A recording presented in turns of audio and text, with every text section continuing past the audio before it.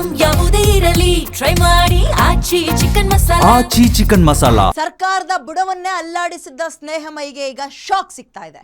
MUDA case ಬಯಲು ಮಾಡಿದ್ದ ಸ್ನೇಹಮಯಿ ಈಗ ಅರೆಸ್ಟ್ ಆಗೋ ಪರಿಸ್ಥಿತಿಗೆ ಬಂದು ನಿಂತಿದ್ದಾರೆ. ಸಿಸಿಬಿ ಪೊಲೀಸರಿಂದ ಸ್ನೇಹಮಯಿ ಕೃಷ್ಣ ಅವರ ಬಂಧನ ಆಗಿದೆ. ಸೋಷಿಯಲ್ ವರ್ಕರ್ ಅಂತ ಗುರುತಿಸಿಕೊಂಡಿದ್ರು ಸ್ನೇಹಮಯಿ ಕೃಷ್ಣ. ಮೂಡಾ ಅನ್ನುವ ದೊಡ್ಡ ದೊಡ್ಡ ಹಗರಣಗಳೇನಿದ್ದಾವೆ, ಮೂಡಾ ಜೊತೆಗೆ ಇನ್ನೂ ಹಲವು ಹಗರಣಗಳ ವಿಚಾರವಾಗಿ ಬಯಲಿಗೆಳೆದಿದ್ದೇ ಈ ಸ್ನೇಹಮಯಿ ಕೃಷ್ಣ. ಈಗ ಅವರೇ ಅರೆಸ್ಟ್ ಆಗಿದ್ದಾರೆ.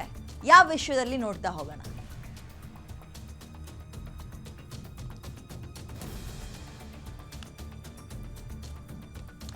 ಸಿಸಿಬಿ ಪೊಲೀಸರಿಂದ ಸ್ನೇಹಮಯಿ ಕೃಷ್ಣ ಅವರ ಬಂಧನ ಆಗಿದೆ. ಸೋಷಿಯಲ್ ಮೀಡಿಯಾದಲ್ಲಿ ನಕಲಿ ದಾಖಲೆಯನ್ನ ಸೃಷ್ಟಿ ಮಾಡಿದ ಆರೋಪ ಕೇಳಿ ಬರ್ತಾ ಇದೆ ಅವರ ವಿರುದ್ಧ. ನಕಲಿ ಧ್ವನಿ ಕ್ಲಿಪ್ ಅನ್ನು ಅಪ್ಲೋಡ್ ಮಾಡಿ ಅಪಪ್ರಚಾರ ಮಾಡಿದ್ದಾರೆ ಅನ್ನುವ ಆರೋಪ. ಬೆಂಗಳೂರು ಸಿಟಿ ಸಿವಿಲ್ ಕೋರ್ಟ್ ಬಳಿ ಸ್ನೇಹಮಯಿ ಕೃಷ್ಣ ಅವರ ಅರೆಸ್ಟ್ ಆಗಿದೆ. ಬೆಂಗಳೂರು ಪೊಲೀಸ್ ಆಯುಕ್ತರಿಗೆ ನಟೇಶ್ ದೂರು ಕೊಟ್ಟಿದ್ದಾರೆ. ನಟೇಶ್ ದೂರಿನ ಮೇಲೆ ಸ್ನೇಹಮಯಿ ಕೃಷ್ಣ ಅವರ ಬಂಧನ ಆಗಿದೆ. ಕೋರ್ಟ್ನಿಂದ ವಾರೆಂಟ್ ಪಡೆದು ಆರೋಪಿಯ ಮನೆ ಶೋಧ ಕೂಡ ನಡೆಸಿದ್ರು. ಮೈಸೂರಿನಲ್ಲಿಯೇ ಸ್ನೇಹಮಯಿ ಕೃಷ್ಣ ಅವರ ನಿವಾಸದಲ್ಲೂ ಕೂಡ ತಲಾಶ್ ಅಂದ್ರೆ ಹುಡುಕಾಟ ನಡೆಸಿದ್ದಾರೆ. ಇವರು ಕೇವಲ ರಾಜಕಾರಣಿಗಳ ವಿರುದ್ಧ ಮಾತ್ರ ಅಲ್ಲ, CS ಡಾಕ್ಟರ್ ಶಾಲಿನಿ ರಜನೀಶ್ ಏನಿದ್ದಾರೆ ಅವ್ರ ವಿರುದ್ಧವೂ ಕೂಡ ಆರೋಪವನ್ನ ಇದೇ ಸ್ನೇಹಮಯಿ ಕೃಷ್ಣ ಅವರು ಮಾಡಿದ್ರು. KS ಅಧಿಕಾರಿ ವಿರುದ್ಧ ಕೂಡ ಕೇಸನ್ನ ದಾಖಲು ಮಾಡಿದ್ರು. ಇವರ ಹಿಸ್ಟ್ರಿ ಕೆದಕ್ತಾ ಹೋದ್ರೆ ಯಾರನ್ನೂ ಕೂಡ ಬಿಟ್ಟಿರ್ಲಿಲ್ಲ. ಬಟ್ ಈಗ ಯಾಕೆ ಇಂಥ ಕೆಲಸ ಮಾಡ್ಕೊಂಡ್ರು ಗೊತ್ತಿಲ್ಲ, ಅನುಮಾನ ಮೂಡಿಸ್ತಾ ಇದೆ. ಹಾಗಾದ್ರೆ ಇಲ್ಲಿ ತನಕ ಮಾಡ್ಕೊ ಬಂದಂತಹ ಆರೋಪಗಳಲ್ಲಿ ಎಷ್ಟರ ಮಟ್ಟಿಗೆ ಸತ್ಯ ಇತ್ತು, ಸುಳ್ಳೆಷ್ಟಿತ್ತು, ಹುರುಳೆಷ್ಟಿತ್ತು, ಇಲ್ದೇ ಇರೋದು ಎಷ್ಟಿತ್ತು, ಈ ಪ್ರಶ್ನೆಗಳು ಕೂಡ ಕಾಡ್ತಾ ಇದೆ.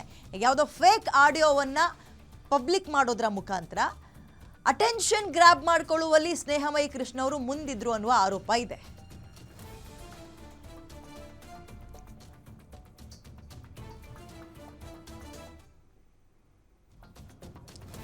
ಓಕೆ, ಮತ್ತಷ್ಟು ಮಾಹಿತಿ ನನ್ನ ಕಲ್ಲಿಗ ಗಿರೀಶ್ ನೀಡ್ತಾರೆ. ಗಿರೀಶ್, ಸ್ನೇಹಮಯಿ ಕೃಷ್ಣ ಅಂದ ತಕ್ಷಣ ಮೂಡಾ ಹಗರಣ ಹಿಂಗೆ ಹಲವಾರು ಆರೋಪಗಳು ಕೇಳಿ ಬಂದ್ಬಿಡುತ್ತೆ, ಅವ್ರ ಮುಖ ನೆನಪಾಗುತ್ತೆ. ಬಟ್ ಈಗ ಯಾಕೆ ಇಂಥ ಆರೋಪ ಇವ್ರ ಮೇಲೆ ಕೇಳಿ ಬರ್ತಾ ಇದೆ? ಯಾವುದಕ್ಕೆ ಸಂಬಂಧಪಟ್ಟಂತಹ ಆಡಿಯೋ ಅದು? ಸದ್ಯದ ಡೀಟೇಲ್ಸ್ ಏನಿದೆ ಇದಕ್ಕೆ ಸಂಬಂಧಪಟ್ಟಂತೆ? ವಿದ್ಯಾ, ಸ್ನೇಹಮಯಿ ಕೃಷ್ಣ ಅಂತ ನೋಡ್ತಾ ಹೋದ್ರೆ ಈ ಹಿಂದೆ ಮೂಡಾ ಹಗರಣದಲ್ಲಿ ಮುಖ್ಯಮಂತ್ರಿ ಸಿದ್ದರಾಮಯ್ಯ ಅವರನ್ನು ಸೇರಿ ಸಾಕಷ್ಟು ಹಿರಿಯ ಅಧಿಕಾರಿಗಳ ವಿರುದ್ಧ ದೂರನ್ನ ದಾಖಲಿಸಿ ಸಾಕಷ್ಟು ಕರ್ನಾಟಕ ರಾಜ್ಯದಲ್ಲಿ ಹೆಸರನ್ನ ಮಾಡಿದ್ರು ಅಂತಾನೆ ಹೇಳ್ಬೋದು. ನಂತರದಲ್ಲಿ ಪ್ರಸ್ತುತವಾದಂತಹ ಬೆಳವಣಿಗೆ ಬಗ್ಗೆ ನಾವು ಮಾತಾಡೋದಾದ್ರೆ, ಇವತ್ತು ಬೆಳಿಗ್ಗೆ ಸೆಷನ್ ಕೋರ್ಟ್ ನ ಹತ್ತಿರ ಸ್ನೇಹಮಯಿ ಕೃಷ್ಣ ಅವರನ್ನ ಸಿಸಿಬಿ ಅಧಿಕಾರಿಗಳು ಅರೆಸ್ಟ್ ಮಾಡಿರುವಂತದ್ದು. ಇದರ ಹಿನ್ನೆಲೆ ನಾವು ನೋಡ್ತಾ ಹೋದ್ರೆ, ಏನು 2 ದಿನಗಳ ಹಿಂದೆ ಸ್ನೇಹಮಯಿ ಕೃಷ್ಣ ಅವರು ಒಂದು ಆಡಿಯೋ ಹಾಗೂ ಒಂದು ಸ್ಟೇಟ್ಮೆಂಟ್ ಅನ್ನ ರಿಲೀಸ್ ಮಾಡಿದ್ರು. ಅದರಲ್ಲಿ ಅತಿ ಪ್ರಮುಖವಾಗಿ ಏನು ಕರ್ನಾಟಕದ ಚೀಫ್ ಸೆಕ್ರೆಟರಿ ಆಗಿರುವ ಶಾಲಿನಿ ರಜನೀಶ್ ಹಾಗೂ KS ಅಧಿಕಾರಿಯಾಗಿರುವ ಹಾಗೂ ಪ್ರಸ್ತುತ ಖಾದಿ ಗ್ರಾಮೋದ್ಯೋಗದ CO ಆಗಿರುವ DB ನಟೇಶ್ ಏನಿದ್ದಾರೆ ಅವರ ವಿರುದ್ಧವೂ ಸಹ ಒಂದು ಆರೋಪವನ್ನ ಏನು ಹೇಳಿಕೆಯನ್ನು ನೀಡಿರುವಂತದ್ದು. ಅದರಲ್ಲಿ ಅತಿ ಪ್ರಮುಖವಾದ ಹೇಳಿಕೆಯನ್ನು ನೋಡ್ತಾ ಹೋದ್ರೆ, ಏನು KS ಅಧಿಕಾರಿಯಾಗಿರುವ DB ನಟೇಶ್ ಅವರು ಮುಂಬಡ್ತಿಯನ್ನ ಪಡೀಲಿಕ್ಕೆ ಸುಮಾರು 1,60,00,000 ಹಣವನ್ನ ಶಾಲಿನಿ ರಜನೀಶ್ ಅವರಿಗೆ ನೀಡಿದ್ದಾರೆ. ಹೀಗಾಗಿ ಅವರಿಗೆ ಮುಂಬಡ್ತಿಯನ್ನು ನೀಡಲಾಗಿದೆ ಎನ್ನುವ ಆರೋಪ ಇದಾಗಿತ್ತು. ಆದ್ರೆ ಇದೇ ಒಂದು ಆರೋಪಕ್ಕೆ ಪ್ರತ್ಯುತ್ತರವಾಗಿ ಏನು DB ನಟೇಶ್ ಅವರು ಬೆಂಗಳೂರಿನ CCBಗೆ ಒಂದು ದೂರನ್ನ ದಾಖಲು ಮಾಡಿದ್ರು. ಅದರಲ್ಲಿ ಅತಿ ಪ್ರಮುಖವಾಗಿ ಆಡಿಯೋ ಕ್ಲಿಪ್ ಗಳನ್ನ, ಫೇಕ್ ಆಡಿಯೋ ಕ್ಲಿಪ್ ಗಳನ್ನ ಬಳಸಿ, ಅಂದ್ರೆ ನನ್ನ ವಾಯ್ಸ್ ರೀತಿಯ ಬೇರೆ ಒಂದು ವಾಯ್ಸ್ ಅನ್ನ ಬಿಟ್ಟು, ಅದೇ ರೀತಿ ಇದರಲ್ಲಿ ಇವರ ಜೊತೆ ಮಾತನಾಡುವ ರೀತಿಯಲ್ಲಿ ಅದು ಫೇಸ್ಬುಕ್ ಆಗಿರ್ಬೋದು, ಸಾಮಾಜಿಕ ಜಾಲತಾಣದಲ್ಲಿ ಆಡಿಯೋವನ್ನು ಹರಿಬಿಟ್ಟು ಮಾನಹಾನಿಯನ್ನ ಮಾಡಿದ್ದಾರೆ. ಹೀಗಾಗಿ ಕ್ರಮ ತೆಗೆದುಕೊಳ್ಳಿ ಅಂತ ಹೇಳಿ ಬೆಂಗಳೂರಿನ ಪೊಲೀಸ್ ಆಯುಕ್ತರು ಹಾಗೂ CCBಗೆ ದೂರನ್ನ ನೀಡಿದ್ರು. ಇದೇ ಹಿನ್ನೆಲೆಯಲ್ಲಿ ಇವತ್ತು ಅವರ ಬಂಧನ ಆಗಿರೋದು. ಇದರಲ್ಲಿ ಪ್ರಮುಖವಾದ ಆರೋಪ ಏನು DB ನಟೇಶ್ ಅವ್ರದ್ದು ಅಂತ ನೋಡ್ತಾ ಹೋದ್ರೆ, ನಾನು ಯಾವುದೇ ರೀತಿ ಹಣವನ್ನು ನೀಡಿಲ್ಲ, ನನ್ನ ಹೆಸರಿನ ಜೊತೆಗೆ, ಅದು ಕೂಡ ನಾನು ಹಿರಿಯ ಶ್ರೇಣಿಯ KS ಅಧಿಕಾರಿ, ಅದರಲ್ಲೂ ಈ ಹಿಂದೆ ಏನು DB ನಟೇಶ್ ಅವರಿದ್ದಾರೆ ಇವರ ವಿರುದ್ಧವೂ ಸಹ ಏನು ಸ್ನೇಹಮಯಿ ಕೃಷ್ಣ ಅವರು ಮೂಡಾ ಹಗರಣದಲ್ಲಿ, ಅಂದ್ರೆ DB ನಟೇಶ್ ಅವರು ಆಯುಕ್ತರೇನಾಗಿದ್ರು ಮೈಸೂರಿನಲ್ಲಿ, ಅವಾಗ ಒಂದು ಹಗರಣ ಆಗಿದೆ ಅಂತ ಹೇಳಿ ಆ ಒಂದು ಕೇಸ್ ಕೂಡ ಇಂದು ಚಾಲ್ತಿಯಲ್ಲಿದೆ. ಹೀಗಾಗಿ ಇವರು ನನ್ನ ಮಾನಹಾನಿಯನ್ನ ಪದೇ ಪದೇ ಮಾಡ್ತಾ ಇದ್ದಾರೆ ಅಂತ ಹೇಳಿ ಈ ಒಂದು ದೂರನ್ನ ದಾಖಲು ಮಾಡಿದ್ರು. ದೂರಿನಲ್ಲಿ ಪ್ರಮುಖ ಅಂಶಗಳು ಹೀಗಿವೆ, ಅಂದ್ರೆ ಏನು ಫೇಸ್ಬುಕ್ ಹಾಗೂ ಯೂಟ್ಯೂಬ್ ಅಲ್ಲಿ ಫೇಕ್ ಆಡಿಯೋ ಕ್ಲಿಪ್ ಗಳನ್ನ ಹರಿದು ಬಿಡೋದಾಗಿರ್ಬೋದು, ಅದೇ ರೀತಿ ಸಾಮಾಜಿಕ ಜಾಲತಾಣದ ಮುಂದೆ ಹಾಗೂ TV ಮಾಧ್ಯಮದ ಮುಂದೆ ನನ್ನ ಹೆಸರನ್ನ ತೆಗೆದುಕೊಂಡು ಅಪಪ್ರಚಾರ ಮಾಡುವಂತದ್ದಾಗಿರ್ಬೋದು, ಇವೆಲ್ಲವೂ ಸಹ ಏನು ಉತ್ತರವನ್ನ ನೀಡುವಂತೆ ಇವತ್ತು ದೂರ ದಾಖಲು ಮಾಡಿರೋದು. ಅದೇ ರೀತಿ ಪ್ರಸ್ತುತವಾಗಿ ಏನು ಸ್ನೇಹಮಯಿ ಕೃಷ್ಣ ಅವರ ಮಗ ವಿವೇಕ್ ಅವರು ಒಂದು ಹೇಳಿಕೆಯನ್ನ ಕೊಟ್ಟಿದ್ರು.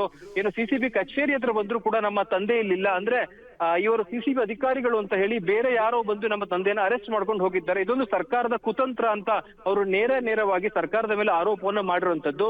ಅದರಲ್ಲಿ ಅತಿ ಪ್ರಮುಖವಾಗಿ ನೋಟಿಸ್ ಅನ್ನ ಕೊಟ್ಟಿದ್ದಾರೆ, ಆದ್ರೆ ನಮ್ಮ ಮನೆಯನ್ನು ಕೂಡ ಶೋಧ ಮಾಡಿದ್ದಾರೆ. ಅದರಲ್ಲಿ ಯಾವುದೂ ಸಹ ಡಾಕ್ಯುಮೆಂಟ್ ಅವರಿಗೆ ಬೇಕಾಗಿರುವ ಡಾಕ್ಯುಮೆಂಟ್ ಸಿಕ್ಕಿಲ್ಲ.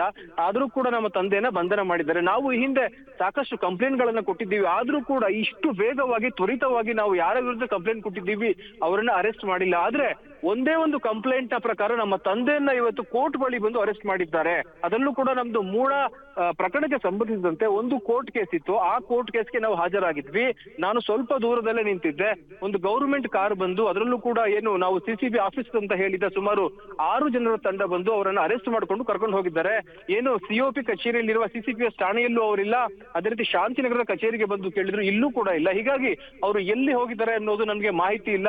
ನಮ್ಮ ತಂದೆ ಅಥವಾ ಏನಾದ್ರೂ ನಮ್ಮ ತಂದೆಯ ಆರೋಗ್ಯಕ್ಕೆ ಏನಾದ್ರೂ ಆದರೆ ಇದಕ್ಕೆ ನೇರವಾಗಿ ಸರ್ಕಾರವೇ ಹೊಣೆ ಎನ್ನುವ ಆರೋಪವನ್ನ ಮಾಡ್ತಿದ್ದಾರೆ. ವಿದ್ಯಾ, ಥ್ಯಾಂಕ್ ಯು ಡೀಟೇಲ್ಸ್ಗೆ. ಬಂದು ಅಟೆಂಡ್ ಆಗಿರ್ತೀವಿ. ಮಧ್ಯಾಹ್ನಕ್ಕೆ ಪಾಸ್ ಓವರ್ ಮಾಡಿರ್ತಾರೆ. ಮಧ್ಯಾಹ್ನ ಊಟ ಮುಗ್ದಿ ಆಚೆ ಡಾಕ್ಯುಮೆಂಟ್ಸ್ ತಗೊಳ್ಳೋಕ್ಕೋಸ್ಕರ ಕಾರ್ ಹತ್ರ ಬರೋ ಟೈಮಲ್ಲಿ ನಾವು ಸಿಸಿಬಿ ಅವರು ಅಂತ ಹೇಳ್ಬಿಟ್ಟು ಕಾರಲ್ಲಿ ಬಂದು ಕೂರ್ಸ್ಕೊಂಡು ಕರ್ಕೊಂಡು ಹೋಗಿದ್ದಾರೆ. ಮೈಸೂರಲ್ಲಿ ನಮ್ಮ ಮನೆಗೆ ಒಂದು 10 ಜನ ಹೋಗಿ ನಾವು ಸಿಸಿಬಿ ಇಂದ ವಾರೆಂಟ್ ಇದೆ ಅಂದ್ಬಿಟ್ಟು ಮನೆ ಸರ್ಚ್ ಮಾಡ್ತಿದ್ದಾರೆ. ಇಲ್ಲಿ ಸಿಸಿಬಿ ಅವರು ಅಂತ ನಾವು ಕರ್ಕೊಂಡು ಹೋಗಿದ್ದಾರೆ. ಯಾರಿಗೂ ಏನು ಯಾವ ಕೇಸು ಏನು ಇನ್ಫಾರ್ಮೇಶನ್ ಏನು ಕೊಡ್ಲಿಲ್ಲ ಕಂಪ್ಲೀಟ್ ಆಗಿ. ಸರ್ ಸಿಸಿಬಿ ಅವರು ಬಂದು ಕೇಳಿದ್ರೆ ಗೊತ್ತೇ ಇಲ್ಲ ಅನ್ನೋ ರೀತಿ ಹೇಳ್ತಿದ್ದಾರೆ. ನಮ್ಗೇನು ವಿಚಾರ ಬಂದಿಲ್ಲ ಅಂತ ಹೇಳ್ತಿದ್ದಾರೆ. ಅಲ್ಲಿ ನೋಡಿದ್ರೆ ಮನೆ ಹತ್ರ ಹೋಗಿ ಸಿಸಿಬಿ ಅವರು ಅಂತ ಹೇಳಿ ವಾರೆಂಟ್ ಇಟ್ಕೊಂಡು ಮನೆಯೆಲ್ಲ ಹುಡುಕ್ತಿದ್ದಾರೆ. ಇಲ್ಲಿ ಬಂದು ಪೂರ್ತಿ ಏನು ಮಾಹಿತಿನೂ ಕೊಡ್ಲಿಲ್ಲ, ಏನಕ್ಕೆ ಕರ್ಕೊಂಡು ಹೋಗ್ತಿದ್ದಾರೆ ಏನು ಅಂತ. ಕಾರಲ್ಲಿ ಕೂರ್ಸ್ಕೊಂಡು ಕರ್ಕೊಂಡು ಹೋಗಿದ್ದಾರೆ. ಏನಕ್ಕೆ ಈ ದಬ್ಬಾಳಿಕೆ ಮಾಡ್ತಿದ್ದಾರೆ ಅನ್ನೋದು ಗೊತ್ತಿಲ್ಲ. ನೋಡಿದೀನಿ ಅಲ್ಲಿ ಇರೋದು ಸರ್, ನಾನು ಸ್ವಲ್ಪ ದೂರ ಇದ್ದೆ. ನಾನು ಬರೋ ಅಷ್ಟೊತ್ತಿಗೆ ಕಾರಲ್ಲಿ ಕೂರ್ಸ್ಕೊಂಡು ಕರ್ಕೊಂಡು ಹೋಗಿದ್ದಾರೆ. ಅಲ್ಲಿದ್ದವರು ಕಾರಲ್ಲಿ ಕೂರ್ಸ್ಕೊಂಡು ಆ ಕಾರಲ್ಲಿ ಕರ್ಕೊಂಡು ಹೋದ್ರು ಅಂತ ಹೇಳಿದ್ರು. ಇನೋವಾ ಕಾರಲ್ಲಿ ಕೂರ್ಸ್ಕೊಂಡು ಕರ್ಕೊಂಡು ಹೋಗಿದ್ದಾರೆ. ಸರ್ ಅರೆಸ್ಟ್ ಬಗ್ಗೆ ಮಾಹಿತಿ ಇಲ್ಲ ಸರ್. ಅರೆಸ್ಟ್ ಬಗ್ಗೆ ಅರೆಸ್ಟ್ ಮಾಡಿದ್ದಾರೆ ಅಂತ ಹೇಳಿದ್ಕೋಸ್ಕರ ನಾನು ಇಲ್ಲಿ ಬಂದೆ. ಇಲ್ಲಿ ನೋಡಿದ್ರೆ ಸಿಸಿಬಿ ಅವರು ನಮ್ಗೆ ಗೊತ್ತೇ ಇಲ್ಲ ಅನ್ನೋ ರೀತಿ ಹೇಳ್ತಿದ್ದಾರೆ. ನನಗೆ ನಮ್ಗೆ ಪರಿಚಯದಿಂದ ಬಂದಿದ್ದು ಇನ್ಫಾರ್ಮೇಶನ್ ಪ್ರಕಾರ ಎಲ್ಲೋ ಅಜ್ಞಾತ ಸ್ಥಳ ಕರ್ಕೊಂಡು ಹೋಗಿದ್ದಾರೆ ಅಂತ ಹೇಳ್ತಿದ್ದಾರೆ. ಅವ್ರ ಜೀವಕ್ಕೆ ಸ್ವಲ್ಪ ಪ್ರಾಬ್ಲಮ್ ಇದೆ. ಬಂದು ಅಟೆಂಡ್ ಆಗಿರ್ತೀವಿ. ಮಧ್ಯಾಹ್ನಕ್ಕೆ ಪಾಸ್ ಓವರ್ ಮಾಡಿರ್ತಾರೆ. ನಮಗೆ ಕಂಪ್ಲೇಂಟ್ ಕೊಟ್ಟಿರೋದು ಅವ್ರದ್ದು ಪರ್ಸನಲ್ ಫೋಟೋಸ್ ಮತ್ತು ಅವ್ರ ಫ್ಯಾಮಿಲಿಯ ಫೋಟೋಸು ಮತ್ತು ಒಂದು ನಕಲಿ ಆಡಿಯೋಸ್ ಹಿಸ್ಟ್ರಿ ಮಾಡಿಬಿಟ್ಟು ಫೇಸ್ಬುಕ್ಕಲ್ಲಿ ಹಾಕಿದ್ದಾರೆ ಅನ್ನೋದ್ರ ಬಗ್ಗೆ ಮಾತ್ರ ಕಂಪ್ಲೇಂಟ್ ಈಗ ಸದ್ಯಕ್ಕೆ ನಮ್ಮ ಹತ್ರ ಲಭಿಸಿದೆ. ಫರ್ದರ್ ಅವ್ರದ್ದು ಇನ್ವೆಸ್ಟಿಗೇಷನಲ್ಲಿ ಏನು ಬರ್ತದೆ ನೋಡ್ಬಿಟ್ಟು ತನಿಖೆ ಆ ನಿಟ್ಟಿನಲ್ಲಿ ಹೋಗ್ತದೆ. ಈಗ ಕ್ವಶನಿಂಗ್ ನಡೀತಾ ಇದೆ, ಇಲ್ಲ ಅರೆಸ್ಟ್ ಅಂತೇಳಿ ತೋರಿಸಿ ಈಗ ಸದ್ಯ ಪ್ರಿಲಿಮಿನರಿಗೆ ನಾವು ಅವ್ರಿಗೆ ನೋಟಿಸ್ ಜಾರಿ ಮಾಡಿಬಿಟ್ಟು ಕ್ವಶನಿಂಗ್ ಮಾಡ್ತಾ ಇದ್ದೀವಿ. ಸೊ ಬೇಸ್ಡ್ ಆನ್ ಎವಿಡೆನ್ಸಸ್ ಏನು ಬರ್ತದೆ ನೋಡ್ಕೊಂಡ್ಬಿಟ್ಟು ಮುಂದಿನ ಕ್ರಮ. ಮನೆ ಸರ್ಚ್ ನಡೀತಾ ಇರೋದ್ರಿಂದ ಸರ್ ಅಲ್ಲಿ ಮೈಸೂರಿಗೆ ಕರ್ಕೊಂಡು ಹೋಗಿ ಮಜಲ್ ಪ್ರಕ್ರಿಯೆ ಆ ರೀತಿ ಏನಾದರೂ ಇದೆಯಾ ಕ್ರಿಯೆಗಳೇನಿದೆ ಅದು ಫರ್ದರ್ ತನಿಖೆ ಮಾಡ್ತೀವಿ. ಡಿಪೆಂಡಿಂಗ್ ಅಪಾನ್ ಅವ್ರದ್ದು ಸ್ಟೇಟ್ಮೆಂಟಲ್ಲಿ ಏನು ಬರ್ತದೆ ನೋಡ್ಬಿಟ್ಟು ಫರ್ದರ್ ತನಿಖೆ ಮಾಡ್ಬೋದು. ಸೊ ಮೈಸೂರು ದಾಳಿಗಳೇನಾದ್ರು ಮನೆಯಲ್ಲಿಂತ ಇವ್ರದ್ದು ಡಾಕ್ಯುಮೆಂಟ್ಸ್ ಅಲ್ಲಿ ನಕಲಿ ಅಂತ ಆರೋಪ ಮಾಡೋದ್ರಿಂದ ಆಡಿಯೋ ತುಣುಕುಗಳೇನಾದ್ರು ಸೀಸರ್ ಆಗಿದೆಯಾ ಸರ್? ಅದು ಈಗ ನಮ್ಮ ಟೀಮ್ ಇನ್ನೂ ಹೋಗಿದೆ, ನಡೀತಾ ಇದೆ ಅಲ್ಲಿ ಕಾರ್ಯಾಚರಣೆ. ಕಂಪ್ಲೀಟ್ ಆದ್ಮೇಲೆ ಮಾಹಿತಿ ಸರ್ ಈಗ ಅಧಿಕೃತ ನಮಗೆ ಕಂಪ್ಲೇಂಟ್ ಕೊಟ್ಟಿರೋದು ಅವ್ರದ್ದು ಪರ್ಸನಲ್ ಫೋಟೋಸ್. ನಿಮ್ಮೂರಿನಿಂದ ವಿಶ್ವ ಮಟ್ಟದವರೆಗೆ ರಾಜಕೀಯ, ಸಿನಿಮಾ, ಸ್ಪೋರ್ಟ್ಸ್ ಯಾವ ಸುದ್ದಿಯೂ ಮಿಸ್ ಆಗಲ್ಲ. ಬರೀ ಸುದ್ದಿಯಷ್ಟೇ ಅಲ್ಲ, ಜೊತೆಯಲ್ಲೇ ಇರುತ್ತೆ ವಿಶ್ಲೇಷಣೆ. ಗ್ಯಾರಂಟಿ ನ್ಯೂಸ್ನ ಸಬ್ಸ್ಕ್ರೈಬ್ ಮಾಡಿ, ಫಾಲೋ ಮಾಡಿ, ಕ್ಷಣ ಕ್ಷಣದ ಅಪ್ಡೇಟ್ಸ್ ಪಡೆಯಿರಿ.